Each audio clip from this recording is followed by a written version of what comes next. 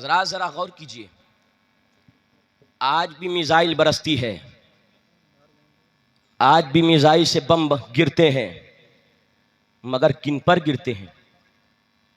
آپ دیکھیے فلسطین کے مظلوم مسلمانوں پہ گرتے ہیں۔ آج بھی یہ میزائل بم برساتے ہیں، مگر کہاں؟ ظالم کے گھر پہ نہیں، جو بے سہارا ہے اس کے سہارے کو توڑ دیتے ہیں۔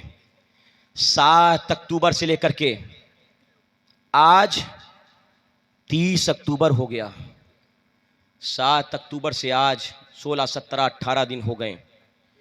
ان 16 17 دنوں میں حضرات آپ نے دیکھا 23 دن حضرات ان میں آپ نے دیکھا ظالم یہودی اسرائیل مسلمانوں کی بستیوں پہ بم برسائے جا رہا ہے۔ 23 لاکھ کی آبادی چھوٹے سے حصے میں رہ رہی ہے۔ اسرائیل کہتا ہے یہ گھر خالی کر دو، اس بلڈنگ پہ بم گرا دیا جائے گا۔ ایک بم آتا ہے، ادھر بم بلڈنگ خالی کرنے کا حکم دیا گیا، اور آدھے گھنٹے میں مسلمان کی اس چھت پہ بم گر جاتا ہے۔ بچے چھت کے نیچے دبے ہیں، عورتیں چھت کے نیچے دبی ہیں۔ ابھی تک کی میڈیا رپورٹ کے مطابق 8000 مسلمان شہید ہو چکے ہیں، جن میں 40% بچے ہیں۔ 40% بچے ہیں۔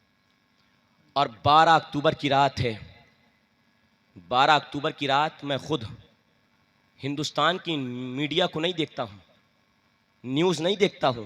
یہ جھوٹ کو سچ اور سچ کو جھوٹ پروسنے میں سب سے آگے ہے۔ ہم العربی نیوز کو سن رہے تھے، الجزیرہ نیوز میں نے دیکھا کہ اچانک جس اسپتال میں 2000 لوگوں نے شرن لے رکھی تھی اور بیماروں کا علاج کیا جا رہا ہے، اچانک اس کے صحن میں آ کر کے ایک میزائل اسرائیل کا گرتا ہے اور 500 لوگوں کا جنازہ ایک ساتھ اٹھتا ہے۔ اللہ اکبر! دیکھ کر کے آنسو نکلتا ہے۔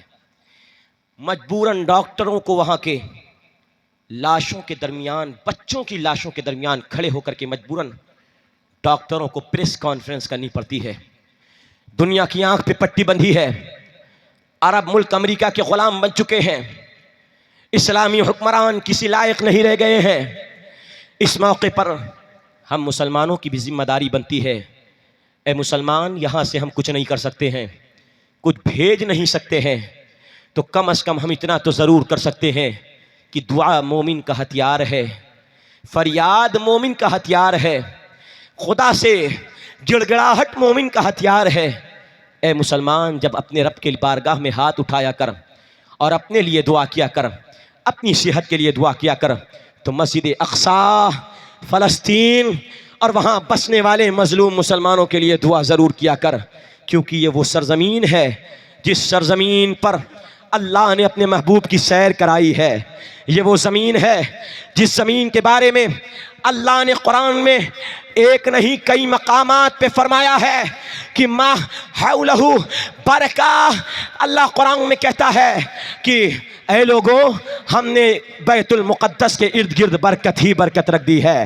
یہ زمین مقدس زمین ہے، یہ نبیوں کی سرزمین ہے، اور اللہ کے پیارے پیغمبر نے فرمایا اے اللہ، جو مسجد اقصی میں 2 رکعت نماز پڑھ، اسے 2 رکعت کا نماز کا ثواب نہیں، اے اللہ 2 رکعت پڑھنے والوں کو 50,000 نمازوں کا ثواب عطا فرما دے۔ اور پیارے پیغمبر فرماتے ہیں، اللہ کے پیغمبر جناب سلیمان نے جب مسجد اقصی کی تعمیر کی تو تعمیر کرنے کے بعد خدا کی بارگاہ میں ہاتھ اٹھایا، اے اللہ میری اس مسجد میں آ کر کے جو نماز پڑھے اس آدمی کو گناہوں سے ایسا پاک کر دے جیسے ابھی ماں کے پیٹ سے پیدا ہو کر کے آیا ہے۔ سبحان اللہ، سبحان اللہ، ماشاءاللہ۔ فضیلت ہے تو ہماری اور آپ کی ذمہ داری ہے، ہماری اور آپ کی ذمہ داری ہے کہ ہم اور آپ مسجد اقصی کے تحفظ کے لیے، مسجد اقصی کی عظمت و شان جمعہ میں ائمہ کرام بیان کریں، اور ہر نماز کے بعد خصوصاً اور جمعہ میں بالخصوص اخص الخوا خاص طریقے پر بالکل اپنے فلسطینی بھائیوں کے لیے دعا کا ضرور اہتمام کریں۔ حضرات، بات چل رہی تھی سرکار غوث اعظم کی، آپ سے میں پوچھنا چاہتا ہوں، حوالے بہت لایا ہوں مگر میرا گلا بالکل ساتھ نہیں دے رہا ہے. میں بہت کچھ سناتا ہوں اور جتنا سنا رہا ہوں اسے آپ غنیمت جانیے گا. حضرات آپ ذرا غور کیجئے. آج اگر یہ شاعر صاحب اسی کی شان میں قصیدہ لکھیں تو کتنے شعر لکھیں گے؟ 4 شعر 5 شعر 10 شعر 20 شعر 15 شعر لکھ کر کے کہیں گے حضور بڑی تعریف کر دی. اب اس سے زیادہ تعریف نہیں ہو پائے گی. حضرت تعریف بڑی کر دی. اب آپ دیکھیے قصیدہ لکھنے والوں نے قصیدے بھی لکھے ہیں, ثنا خوانی کرنے والوں نے ثنا خوانی بھی کی ہے, تعریف کرنے والوں نے تعریف بھی کی ہے, مگر کسی شاعر کا قلم 5 شعر پہ رک گیا, کسی شاعر کا قلم 10 شعر پہ رک گیا, کسی شاعر کا قلم 50 شعر پہ رک گیا, اس سے زیادہ نہیں. مگر قربان جائیے اعلیٰ حضرت پر.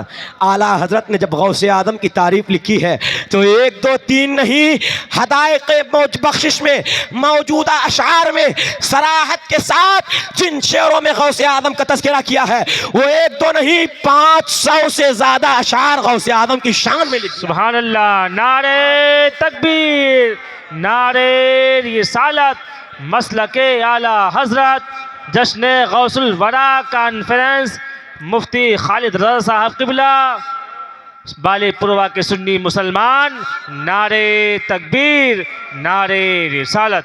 اب یہی اعلیٰ حضرت کی فتاویٰ ہے اور فتاویٰ رضویہ شریف کی جلد نمبر 28 ہے اور باب ہے باب و کرامات غوثیہ. اعلیٰ حضرت سے سوال ہوا حضور اعلیٰ حضرت یہ بتائیے کہ کیا معراج کی رات غوث اعظم کی روح اللہ کے نبی کے دربار میں حاضر ہوئی, کیا یہ بات سچی ہے؟ اعلیٰ حضرت کہتے ہیں ہاں. علامہ شیخ عبد القادر اربلی نے اپنی کتاب تفریح الخاطر فی مناقب الشیخ عبد القادر میں یہ واقعہ لکھا ہے کہ جب معراج کی رات اللہ کے نبی علیہ السلام براق پر سوار ہو رہے تھے تو ذرا توقف فرمایا. اب میرے آقا علیہ السلام کی بارگاہ میں ان کے پیارے بیٹے غوث اعظم کی روح مبارک کو پیش کیا گیا.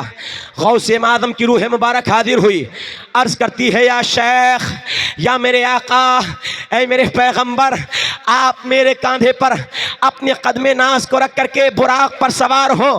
آقا آپ اپنا قدم عبد القادر کے کاندھے پر رکھ دیں. میرے آقا اپنا قدم مبارک غوث اعظم کے کندھے پر رکھتے ہیں اور جملہ ارشاد فرماتے ہیں اور کہتے ہیں اے میرے بیٹے عبد القادر, آج تیری گردن پہ محمد الرسول اللہ کا قدم ہے. اب قیامت تک کے جتنے ولی آئیں گے سب کی گردن پہ تیرا قدم ہوگا. سبحان اللہ, سبحان اللہ. قدم ہوگا. اب غوث اعظم رضی اللہ عنہ کی شان دیکھیے. سرکار غوث اعظم رضی اللہ عنہ نے جب یہ اعلان بغداد معلیٰ میں فرمایا اور فرمایا میرا یہ قدم ہر ولی کی گردن پہ ہے, تو دنیا میں جتنے ولی موجود تھے ہر ولی نے غوث اعظم کے اس اعلان کو سن کر کے گردن جھکا دی ہے. حتیٰ کہ جو ولی پیٹ میں تھے انہوں نے بھی گردن جھکا دی ہے.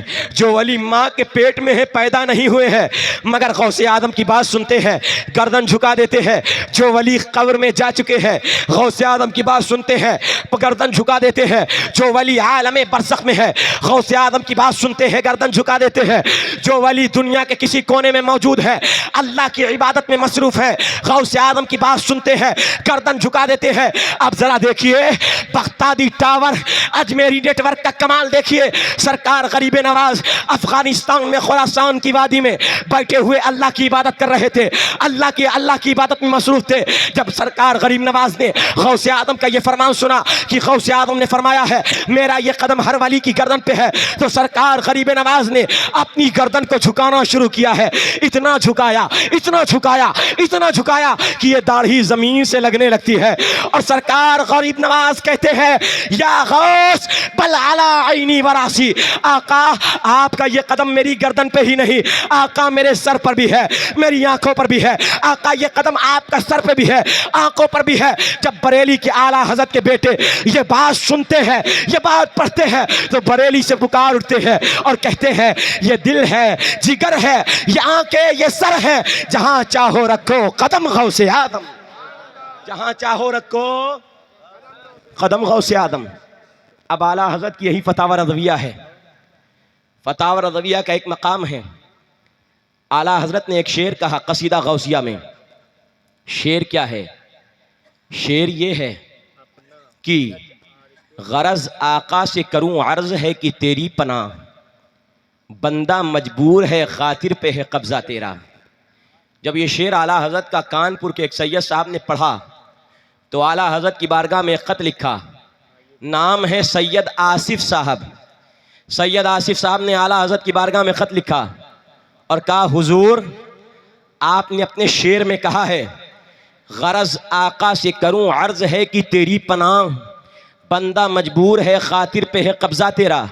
یعنی اے آقا غوث اعظم، یہ بندہ تو آپ کا غلام مجبور ہے، اس کے دل پر تو آپ کی حکومت چلتی ہے، غوث اعظم آپ کی حکمرانی قائم ہے، اس دل پہ تو آپ کا تسلط ہے۔ سید آصف صاحب سوال کرتے ہیں، حضرت یہ بتائیے دل پر تو اللہ کی حکومت قائم ہوتی ہے مگر دل پر غوث اعظم کی حکومت کیسے ہے؟ اس کا جواب دیجئے۔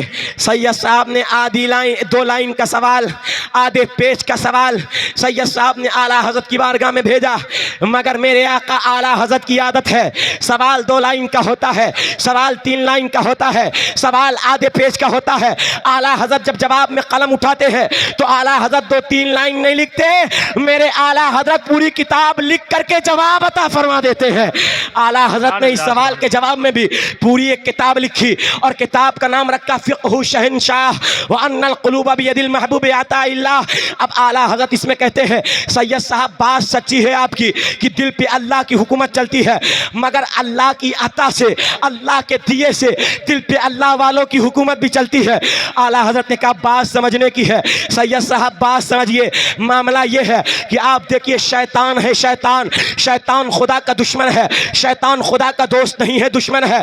مگر آپ دیکھیے جب کوئی مسلمان نیک کام کرنے چلتا ہے تو شیطان نیک کام کرنے سے روکتا ہے۔ شیطان کو فوراً معلوم ہو جاتا ہے یہ بندہ خدا کا نماز پڑھنے جا رہا ہے، یہ بندہ خدا کا روزہ رکھنے جا رہا ہے، یہ بندہ خدا کا عبادت کرنے جا رہا ہے۔ شیطان بھی دل میں آپ نے سوچا ہے مگر شیطان کو معلوم ہو گیا اور شیطان آپ کی رگوں میں گھس جاتا ہے اور آپ کے دل کو الٹ پلٹ کرنے لگتا ہے۔ اعلیٰ حضرت کہتے ہیں، سید صاحب بات بتائیے شیطان خدا کا دشمن ہے یا دوست ہے؟ جواب ملا شیطان خدا کا دشمن ہے۔ اعلیٰ حضرت کہتے ہیں جب اللہ نے اپنے دشمن شیطان کو اتنی طاقت دی ہے کہ بندہ خدا کا کوئی دل میں بات سوچتا ہے تو شیطان اس کے دل پہ قبضہ کرنے کی کوشش کرتا ہے۔ تو سوچئے جب اللہ نے اپنے دشمن کو اتنی طاقت دی ہے تو اپنے دوست عبدالقادر غوث اعظم کو کتنی طاقت عطا فرمائی ہوگی۔ نعرہ تکبیر، نعرہ رسالت، مسلک اعلیٰ حضرت علماء اہل سنت مفتی خالد رضا صاحب قبلہ بالے پورہ کے سنی مسلمان، نعرہ تکبیر، نعرہ رسالت۔ جب دوست نہیں دشمن کو اللہ نے اتنی طاقت دی ہے کہ دل میں اگر شیطان کوئی خیال ہوتا ہے، ارے تو آپ نے دیکھا ہوگا بہت سی حاضری لگ جاتی ہے، ارے حاضری لگتے ہوئے تو دیکھا ہے نا، ارے نہیں دیکھا، اتنی آسان بات سمجھا رہا ہوں، حاضری لگ جاتی ہے، دیکھا ہے نا، حاضری لگ جاتی ہے تو شیطان سوار ہو جاتا ہے، انسان کے دماغ کو اپنے کنٹرول اور قبضے میں کر لیتا ہے۔ جنات سوار ہو کر کے کنٹرول اور قبضے میں کر لیتے ہیں، جو چاہتے ہیں وہ بلواتے ہیں، جو چاہتے ہیں وہ کرواتے ہیں۔ اعلیٰ حضرت کہتے ہیں جب اللہ نے اپنے دشمن شیطان کو اتنی طاقت دی ہے کہ وہ دل کو اور دماغ کو کنٹرول میں کر لیتا ہے تو اللہ کے ولی غوث اعظم کا کیا کمال ہوگا۔ بات سمجھ میں آئی؟ اب اعلیٰ حضرت کہتے ہیں ایک روایت اور سن لو اسی بات پر کہ دل پر غوث اعظم کی حکومت چلتی ہے۔ اعلیٰ حضرت کہتے ہیں سیدنا ابو عمر عثمان شریفینی رحمۃ اللہ علیہ کہتے ہیں ہمیشہ ہم غوث اعظم کی خدمت میں ہیں، ہمیشہ غوث اعظم کی خدمت کر رہے ہیں۔ اور اعلیٰ حضرت کہتے ہیں ایک دن یہ بغداد کی جامع مسجد میں غوث اعظم کے پاس ساتھ پہنچے اور جب مسجد میں پہنچے تو کیا دیکھا، ایک عجیب منظر ہے کہ غوث اعظم کو کوئی دیکھ بھی نہیں رہا ہے، غوث اعظم سے کوئی بات بھی نہیں کر رہا ہے، غوث اعظم سے کوئی سلام کلام بھی نہیں کر رہا ہے، کوئی ہاتھ بھی نہیں چوم رہا ہے، کوئی آپ کے پیر بھی نہیں چوم رہا ہے۔ اب سرکار غوث اعظم کا یہ حال دیکھ کر کے ان کے مرید کے دل میں خیال آیا کہ معاملہ کیا ہے کہ آج غوث اعظم کی جانب کوئی توجہ نہیں کر رہا ہے۔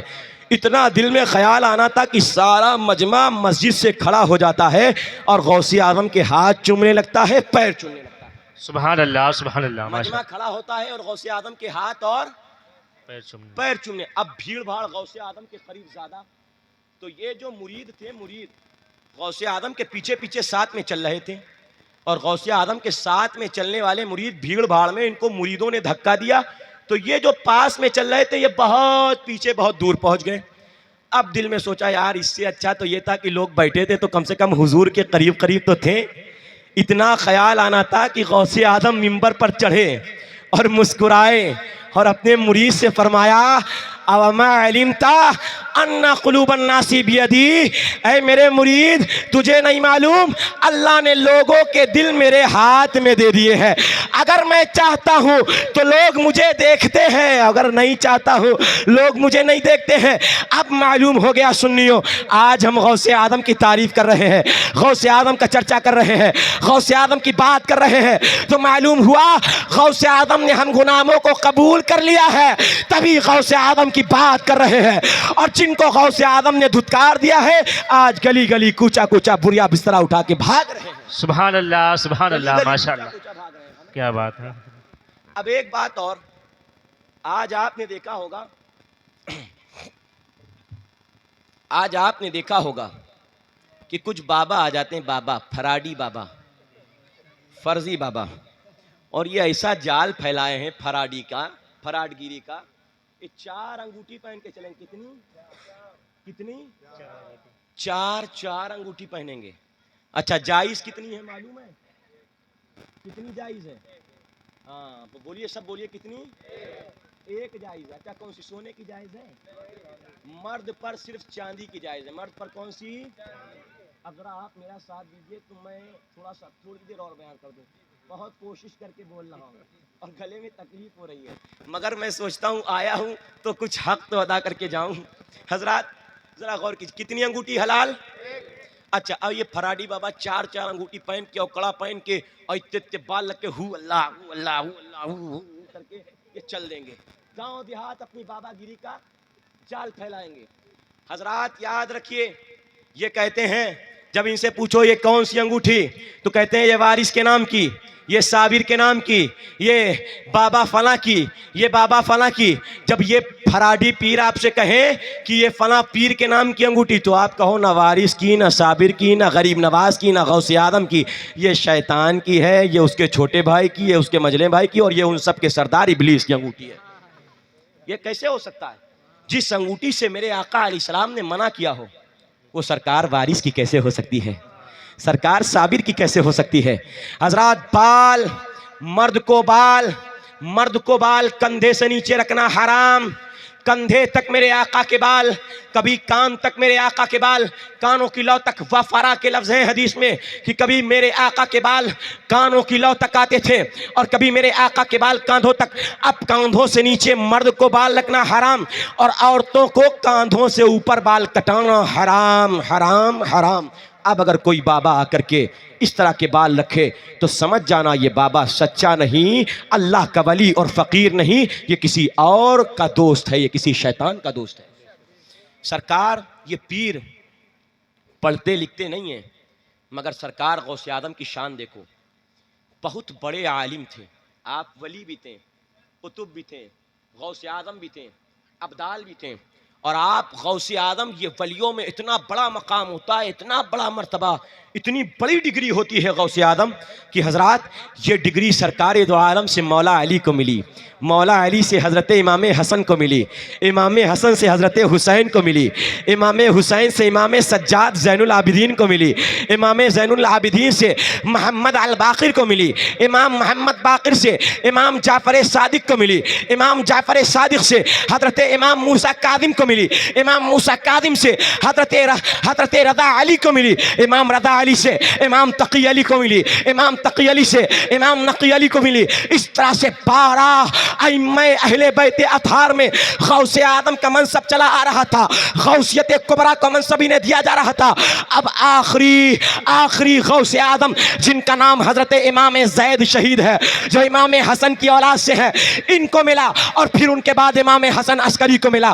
امام امام حسن عسکری کے بعد کوئی غوث اعظم کے منصب کے فائز نہیں ہوا, کوئی غوث اعظم کا مرتبہ نہیں پاتا ہے. پھر پیدا ہوتے ہیں سیدنا شیخ عبد القادر جیلانی, پھر پیدا ہوتے ہیں پیران پیر. اللہ نے غوث اعظم عبد القادر کو غوث اعظم کا مقام عطا فرما دیا. اب قیامت تک کے کوئی غوث اعظم کے مرتبے پہ نہیں فائز ہوگا.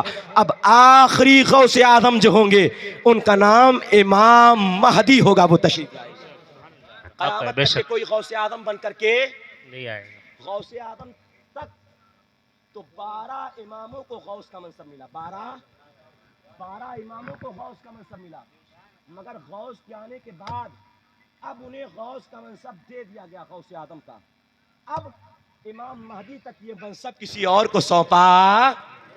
غوث اعظم کا سورج اگلوں کے چمکتے تھے, چمک کر ڈوبے, افق نور پہ ہے مہر ہمیشہ تیرا, افق نور پہ ہے مہر ہمیشہ تیرا. اب ذرا دیکھیے سرکار, آج کے پیر فراڈی بابا ہے, آج کے پیر جاہل ہے, آج کے بابا جاہل ہے. اللہ ماشاء اللہ, پانی پیو چھان کے, میرے دادا کہتے تھے پانی پیو چھان کے, پیر کرو جان کے. پیر ہونے سے پہلے دیکھ لیا کرو یہ پیر نماز پڑھتا ہے, پیر ہونے سے پہلے دیکھ لیا کرو یہ پیر عالم ہے جاہل ہے. اگر جاہل ہو تو ہرگز ہاتھ میں ہاتھ نہ دو, کیونکہ جب خود نہ جانتا ہوگا تو تجھے کیسے رستہ دکھائے گا.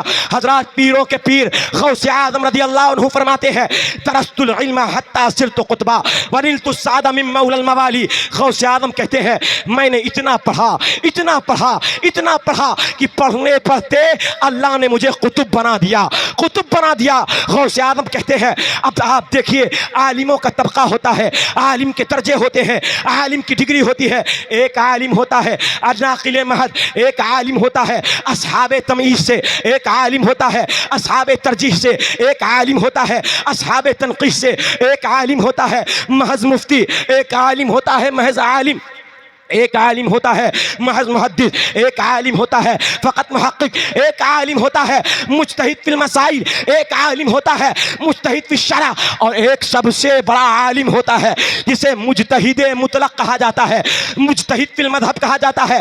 حضرات غوث اعظم کون سی ڈگری میں آتے ہیں؟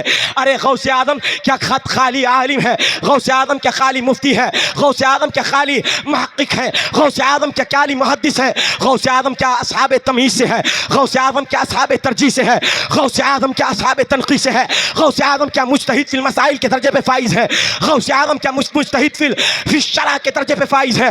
تو اعلیٰ حضرت جواب دیتے ہیں غوث اعظم عالموں میں سب سے بڑی ڈگری جسے مجتہد فی المذہب کہا جاتا ہے اس ڈگری پہ فائز ہے.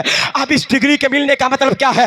یعنی عام عالم اگر مسئلے میں پھنستا ہے کتاب دیکھتا ہے, عام عالم جب کسی معاملے میں پھنستا ہے کسی مفتی سے معاملہ پوچھتا ہے, عام عالم جب کسی مسئلے میں پھنستا ہے کسی بڑے عالم سے رجوع کرتا ہے. مگر جو مجتہد ہوتا ہے کسی عالم سے نہیں پوچھتا ہے, کسی کتاب میں نہیں دیکھتا ہے. مجتہد کا مطلب یہ ہوتا ہے, مجتہد کا منصب یہ ہوتا ہے جب کسی مسئلے میں پھنستا ہے تو لوح محفوظ پہ نظر کرتا ہے, لوح محفوظ پہ دیکھ کر کے مسئلے کو حل فرما دیتا ہے. سبحان اللہ سبحان اللہ ماشاء اللہ, حل فرما دیتا ہے, مسئلے کو حل فرما دیتا ہے. اور یہ بات اعلیٰ حضرت نے اپنے گھر سے نہیں کہی ہے, اعلیٰ حضرت نے یہ بات لکھی ہے امام عبد الوہاب شعرانی کی کتاب میزان الشریعت الکبریٰ سے, اور کہا وہ امام لکھتے ہیں کہ جو مجتہد فی المذہب کے درجے پر فائز ہو جاتا ہے, جو اتنا بڑا عالم بن جاتا ہے, پھر اس کا مقام یہ ہوتا ہے کہ مسئلے میں پھنستا ہے تو لوح محفوظ دیکھ کر کے مسئلے کو حل فرما دیتا ہے. یہ مقام ہوتا ہے. حضرات غوث اعظم کتنے بڑے عالم کہ جب کوئی مسئلہ کسی سے نہ حل ہو, کوئی مسئلہ کسی سے حل نہ ہو, تو سرکار غوث اعظم کی بارگاہ میں لوگ پہنچ جاتے ہیں اور کہتے ہیں حضور مسئلہ حل فرمائیے, آپ جواب دیجئے. اب بغداد میں ایک بڑا انوکھا واقعہ پیش آیا اور ایک آدمی نے قسم کھا لی. اب وہ قسم کا مسئلہ, آپ میرے بھائی ذرا غور کیجیے گا, بہت اچھی بات ذہن میں آپ بہت غور کریں گے تب سمجھ میں آئے گی. تھوڑا میری تقریر والی نہیں ہوتی چٹکلے والی کہ آپ کو ہنستے ہنساتے رہیں. گاؤں دیہات میں ایسا ہوتا ہے ہنستے ہنساتے رہو تو مولانا صاحب بہت بڑھیا ہے, یہ والا مسئلہ نہیں ہوتا ہمارے یہاں. حضرات تھوڑا علمی بات سنیے. سرکار غوث اعظم کے زمانے میں ایک آدمی نے قسم کھا لی.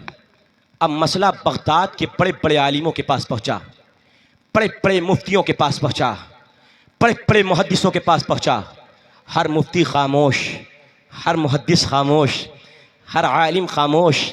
اب وہ آخر میں غوث اعظم کی بارگاہ میں پہنچا اور کہنے لگا حضور آپ کی بارگاہ میں مسئلہ پیش ہے، حضور جواب عطا فرمائیے، آپ ہی آخری سہارا ہے۔ غوث اعظم مسکرائے، فرمایا مسئلہ پیش کر، مسئلہ کیا ہے؟ کہنے لگا حضور ایک آدمی نے قسم کھا لی، اور قسم کیا کھائی؟ قسم یہ کھائی، کہنے لگا کہ میں نے قسم کھائی ہے کہ اگر میں دنیا میں کوئی ایسی عبادت کر لوں جس عبادت میں میرے ساتھ دنیا کا کوئی اور آدمی وہ عبادت کر رہا ہو تو میری بیوی پر طلاق، میری بیوی پر طلاق۔ آج گاؤں دیہات میں بہت طلاق دیتے ہیں، اور ہمارا تو آئے دن ہفتے میں ایک آدھ دو لوگوں سے تو ایسے سن کہے لوگوں سے ملاقات ہو ہی جاتی ہے جو کیا کہیں گے، حضور حضرت بہت غصے میں رہن، بہت پریشانی میں رہن، حضرت نشہ ہم کا لوگ کرائے دین نہ ہے، اور حضرت کچھ ہوش حواس نہ رہا ہے، طلاق دے دیا۔ ہم کہیں کتنی بار دیا ہے؟ کہا حضرت دیے تو بہت بار ہم۔ تو ہم کہیں کتنی بار؟ کہا حضرت ہم کہیں تو کہا 1000 طلاق۔ ہم کہنا ہے بے 1000 طلاق پڑھتا ہے؟ کبھی کسی عالم سے مسئلہ پوچھا ہے؟ 1000 طلاق کا کیا مسئلہ ہے؟ حضرات اس طرح سے طلاق دینے کے بعد آتے ہیں اور کہتے ہیں کوئی جگاڑ لگا دیا جائے کہ بیوی پر کئی طلاق پڑے زیادہ نہ پڑے۔ حضرت ہم نے کہا یہ کوئی وہ ہے؟ کتنے لوگ، ایک آدمی آیا تو ہاتھ پیر پکڑنے لگا، کہا کچھ لئی دئی کہ حضرت معاملہ حل کر دو، طلاق نہ پڑے ہماری بیوی تین۔ ایسے ایسے لوگ آتے ہیں، کتنوں کو بھگانا پڑتا ہے۔ تو یاد رکھیے طلاق بہت ناپسندیدہ چیز ہے۔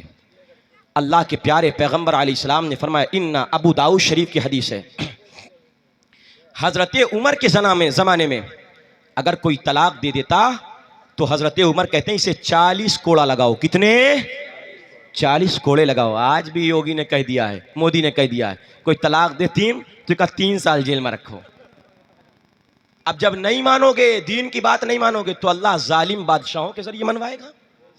کیا کرو گے آپ اگر خدا کے دین پر عمل نہیں کریں گے تو ایسے منوایا جائے گا۔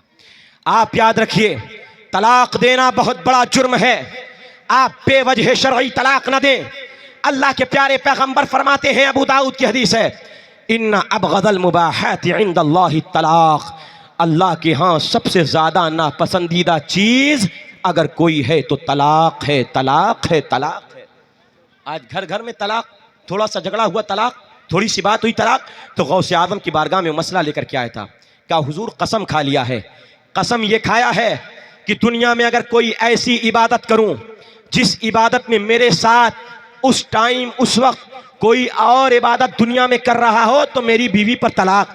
کہنے لگا اب حضور بہت پھنس گیا ہوں، نماز پڑھتا ہوں تو نماز اللہ کی عبادت ہے، اور یہ والی عبادت کرتا ہوں تو دنیا میں نہ جانے کتنے نماز پڑھ رہے ہوں گے، اگر روزہ رکھتا ہوں تو اس دن نہ جانے کتنے لوگ روزہ رکھتے ہوں گے، حضور اگر اعتکاف کرتا ہوں تو نہ جانے کتنے اللہ والے چلہ کشی کر رہے ہوں گے، حضور اگر تسبیح پڑھتا ہوں تو نہ جانے کتنے اللہ والے یہ والی عبادت کر رہے ہوں گے، حضور رات کو اٹھ کر کے تہجد پڑھتا ہوں تو تہجد میں نہ جانے کتنے اللہ والے بیٹھ کر کے تہجد پڑھ رہے ہوں گے، حضور کون سی ایسی عبادت کر لوں کہ قسم بھی پوری ہو جائے اور میری بیوی پر طلاق بھی نہ پڑے۔ غوث اعظم نے کہا اچھا اتنی سی بات ہے، جاؤ معاملہ یہ ہے، حرم مکہ شریف چلے جاؤ، مکہ شریف جانے کے بعد حرم کعبہ کو خالی کر دو، سارا حرم آنگن، حرم کا کعبے کا آنگن خالی کروا دو، وہاں سناٹا کر دو، اور جا کر کے تنے تنہا تم خانہ کعبہ کا طواف کر لو، تو دنیا میں کعبہ بھی ایک ہے اور تم طواف کرنے والے بھی ایک ہو، اور یہ وہ عبادت ہے کہ دنیا میں تیرے ساتھ کوئی اور نہیں کر رہا ہے، تیری بیوی پر طلاق بھی نہیں پڑے گی، تیری قسم بھی پوری ہو جائے گی۔ نعرے تکبیر، نعرے رسالت، مسلک اعلی حضرت علماء اہل سنت مفتی خالد رضا صاحب قبلہ، نعرے تکبیر، نعرے رسالت۔ اچھا ماشاءاللہ ماشاءاللہ۔ تو حضرات میں عرض کرتا چلوں، سرکار غوث اعظم عالم تھے، بہت بڑے عالم۔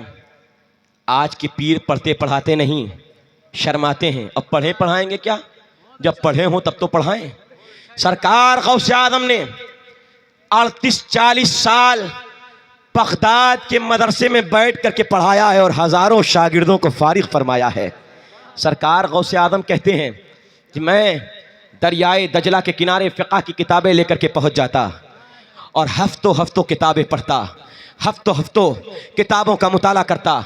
ہفتوں پڑھنے کے بعد معاملہ یہاں تک پہنچ جاتا کہ پیٹ پر پتھر ہے اور بھوک سے حالت نڈھال ہے، حتیٰ کہ میں قسم کھا لیتا کہ اب عبد القادر اس وقت تک کہ نہیں کھائے گا جب تک کہ میرا خدا مجھے نہیں کھلائے گا۔ سبحان تو اللہ جناب خضر علیہ السلام آ کر کے اللہ کی قسم دے کر کے سرکار غوث اعظم کو کھلاتے تھے۔ سبحان اللہ۔ سرکار غوث اعظم اس طرح پڑھتے تھے، دریائے دجلہ کے کنارے گری پڑی ہوئی چیزیں سرکار غوث اعظم پڑھتے کھاتے کھاتے وہ ساری چیزوں پہ قناعت کر کے سرکار غوث اعظم پڑھتے پڑھاتے تھے۔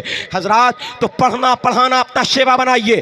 جس قوم میں علم ہوتا ہے وہ قوم کامیاب ہوتی ہے، جس قوم میں آگہی ہوتی ہے وہ قوم دنیا میں اعلیٰ ہوتی ہے۔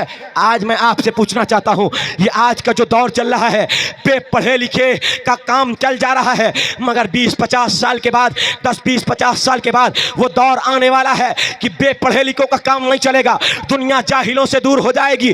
حضرات آج میں آپ سے پوچھنا چاہتا ہوں، آپ کی مسلم بستیوں کا حال یہ ہے، بیٹا 10 سال کا ہوتا ہے، بیٹا 12 سال کا ہوتا ہے، بیٹا 15 سال کا ہوتا ہے، آپ اپنے بیٹے کو کھیت میں بھیج دیتے ہیں، آپ اپنے بیٹے کو ٹھیلا لے کر کے بھیج دیتے ہیں، آپ اپنے بیٹے کو دکان پہ 100 روپیہ اور 50 روپیہ کی خاطر اس کا بچپنا قربان کر دیتے ہیں، اس کی زندگی کو برباد کر دیتے ہیں۔ اے زندگیوں کو برباد کرنے والے باپوں، اے زندگیوں کو برباد کرنے والی ماؤں، یہ کان کھول کر کے سن لو، بیٹے کی تربیت تیرے اوپر ذمہ داری ہے، بیٹے کو علم دینا تیری ذمہ داری ہے۔ آپ برکات خان قاہے برکاتیہ کا یہ پیغام اپنے دلوں میں بسائیں کہ آدھی روٹی کھائیں گے، بچوں کو پڑھائیں گے، آدھی روٹی کھا کر کے صبر کر لیں گے، مگر بچوں کو جاہل نہیں رہنے دیں گے، بچوں کو بے علم نہیں رہنے دیں گے، بچوں کو بے نور نہیں رہنے دیں گے، بچوں کو علم کی روشنی عطا فرمائیں گے، بچوں کو علم کی دولت عطا فرمائیں گے۔ یہ آپ تہیا کر لیجئے۔ کیوں؟ اس بنیاد پر آپ یاد رکھیے، جب ان عالموں سے کوئی جڑتا ہے، جب دنیا میں آپ تعلیم کے طور پر ترقی یافتہ ہوتے ہیں، تو آپ دیکھیے دنیا کا نظام ہے، دنیا میں کچھ ایسے اڈے قائم ہوتے ہیں، کچھ ایسے مقام قائم ہوتے ہیں، جب وہ مقام بنتے ہیں، قائم ہوتے ہیں، تو محلے والے لعنت کرتے ہیں، بستی والے لعنت کرتے ہیں، گاؤں والے لعنت کرتے ہیں، اور وہ مقام بننے کے بعد گاؤں والے سوچتے ہیں کاش یہ مقام ختم ہو جائے، اور وہاں رب کی لعنت برستی ہے، فرشتوں کی لعنت برستی ہے، انسانوں کی لعنت برستی ہے۔ وہ کون سا مقام ہے؟ جب شراب کا اڈا قائم ہوتا ہے، تو شراب کا اڈا قائم ہونے کے بعد شراب کے اڈے پر گاؤں والے لعنت کرتے ہیں، بستی والے لعنت کرتے ہیں، شہر والے لعنت کرتے ہیں، علاقے والے لعنت کریں گے کہ میرے علاقے کے لوگ خراب ہوں گے، میرے علاقے کے لوگ شرابی بنیں گے۔ جب کوئی جوئے کا اڈا قائم ہوتا ہے تو بستی والے پریشان ہوتے ہیں، اور بستی والے کہتے ہیں کاش یہ جوئے کا اڈا ختم ہو جائے تاکہ میرے بچے بگڑنے سے میرے بچے برباد ہونے سے بچ جائیں۔ حضرات تو کچھ اڈے وہ ہوتے ہیں، جب یہ اڈے بنتے ہیں تو ان اڈوں کے بننے کے بعد انسان، فرشتوں اور خدا کی لعنت برستی ہے، مگر کچھ اڈے وہ ہیں جب وہ اڈے زمین پر قائم ہوتے ہیں تو خدا کی لعنت نہیں، آسمان سے رب کی رحمت برستی ہے، خدا آسمان سے نظر رحمت فرماتا ہے، خدا رحمتوں کی برسات فرماتا ہے، اور اس جگہ پہ تو فرماتا ہے، اس جگہ کے آزو بازو بسنے والوں پہ بھی فرماتا ہے۔ وہ کون سا مقام ہے؟ وہ مقام مسجد ہے، مدرسہ ہے، خانقاہ ہے۔ جب یہ کسی محلے میں قائم ہوتا ہے، جب یہ کسی مسجد کسی بستی میں قائم ہوتا ہے تو اس بستی پر رحمت برستی ہے، اس مقام پر رحمت برستی ہے، اس علاقے پر رحمت برستی ہے۔ اللہ اسی وجہ سے علامہ رومی فرماتے ہیں خوشا مسجد مدرسہ خانقاہ کی دربے بود قیل و قال محمد۔ ان مسجد مدرسہ اور خانقاہ کا کیا مقام ہے کہ 24 گھنٹہ یہاں اللہ رسول کا ذکر ہوتا رہتا ہے۔ ماشاءاللہ۔ اور یہ آخری بات کہہ کر کے میں آپ کے سامنے سے رخصت ہو جاؤں، یہ آخری بات میں آپ کے سامنے سے کہہ کر کے رخصت ہو جاؤں۔ حضرات میں اپنے عزیز العلوم کی بات کرتا ہوں، اپنے عزیز العلوم مدرسہ رات کا 12 بجے آپ نکل جاؤ، شہروں میں اور بہت سے دیہاتوں میں بھی یہی ماحول ہو گیا ہے کہ رات کے 12 بجے آپ جب نکلیں گے تو آپ کیا دیکھیں گے؟ ٹی ویاں گھروں میں چل رہی ہیں، ٹی ویاں گھروں میں، اور نوجوان جن کے ہاتھ میں ٹی وی، جن کے گھر میں ٹی وی نہیں تو موبائل چل رہا ہے، گناہ کما رہے ہیں۔ مگر الا ماشاء اللہ شاید ہی کوئی ایسا مقام اور گھر ملے کہ جہاں خدا کا قرآن کھول کر کے پڑھا جا رہا ہو۔ جہاں حدیث پڑھی جا رہی ہو آپ کو ایسا مقام نہیں ملے گا. مگر کبھی کبھی جب میں پروگرام میں نہیں ہوتا ہوں، رات کے 12 بجے کھانا کھا کر کے جب عزیز العلوم کے صحن کی طرف بڑھتا ہوں تو کیا دیکھتا ہوں، کچھ بچے پڑھنے سونے کی خواہش میں ہوتے ہیں تو کمرے کی لائٹ بند کر دیتے ہیں. تو جو بچے پڑھنے والے ہوتے ہیں نا، وہ پڑھنے والے بچے عزیز العلوم کی گلی میں جہاں لائٹ جل رہی ہوتی ہے، بنیان اور تہمد میں اپنی چادر بچھا کر کے بیٹھ کر کے قرآن عظیم اور حدیث رسول پڑھ رہے ہوتے ہیں. ہم نے کہا دنیا میں ڈھونڈو، شہر میں ڈھونڈو، گاؤں میں ڈھونڈو، کون سی ایسی جگہ ہے، کون سا ایسا مقام ہے، کون سی ایسی بستی ہے جہاں رات کا 12-1 بجے تک اللہ کا قرآن پڑھا جاتا ہو. مگر ہاں، مدرسہ وہ مقام ہے جہاں آپ کی قوم کے چھوٹے چھوٹے بچے قرآن کھول کر کے رب کا فرمان پڑھ رہے ہوتے ہیں. مدرسہ مقام ہے. ان مدرسوں سے آپ کی محبت لازم ہے اور ان طلبہ سے آپ کی محبت لازم ہے. ان طلبہ کی بنیاد پر اللہ آپ پر رحمت کی نظر فرماتا ہے. اللہ سے دعا ہے اللہ ہمیں علم کی دولت نصیب فرمائے، اور اللہ تعالیٰ اپنے حبیب علیہ السلام کے وسیلے سے ہمیں اور آپ سب کو ان باتوں پر عمل کی توفیق عطا فرمائے، غوث آدم کا صدقہ نصیب فرمائے. آخر میں ایک نعرہ میں لگا دوں، جواب آپ دے دیں. نعرہ میں لگا دوں، جواب آپ دے دیں. نعرہ کیا لگاؤں؟ اچھا، کون سا مسلک سچا ہے؟ کون سا مسلک سچا ہے؟ مسلک اچھا، اس کا اصلی نام کیا ہے؟ امامیہ اصلی نام تو جانو. اصلی نام کیا ہے اس کا؟ مسلک اعلیٰ حضرت کا کیا ہے؟ مسلک اہل سنت و جماعت. کیا مسلک اہل سنت کا؟ یہ اصلی نام ہے. مگر کچھ اصلی اور نقلی سنی ہو گئے تھے، تو ان اصلی اور نقلی سنی کی پہچان کے لیے ہمارے بزرگوں نے کہا ایک نام لے لو، بس سب پتہ چل جائے گا اصلی کون ہے نقلی کون ہے. اور وہ کیا ہے؟ مسلک اعلیٰ. تو نعرہ میں نعرہ تکبیر. اللہ اکبر. ذرا سب ادھر والے بھی رات کا 1 بج گیا تو کیا ہوا؟ مسلک نعرہ تکبیر، اللہ اکبر، نعرہ رسالت، یا رسول اللہ، نعرہ رسالت، یا رسول اللہ. مسلک اعلیٰ حضرت زندہ باد، مسلک اعلیٰ حضرت زندہ باد، مسلک اعلیٰ حضرت. زندہ باد. وما علینا الا البلاغ. السلام علیکم. السلام.